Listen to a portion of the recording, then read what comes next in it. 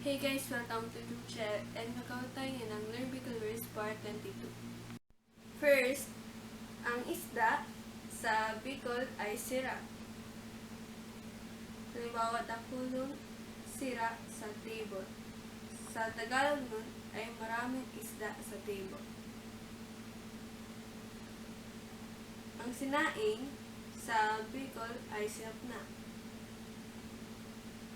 Halimbawa, sinaing ang kanin.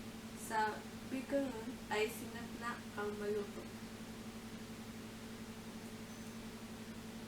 Ang maluto sa Tagalog ay kanin. Halimbawa, ang laing sa Bicol ay nato.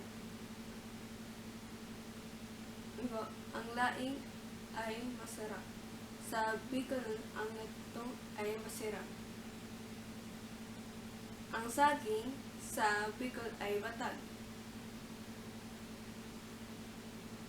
Diba, ang saging ay masarap na prutas.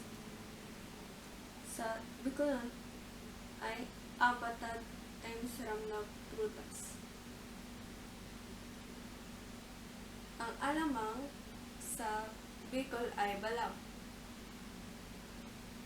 Halimbawa, ang alamang ay masarap na ulam. Sa Bicol nun, ang balaw ay masarap na panira. At thank you pala sa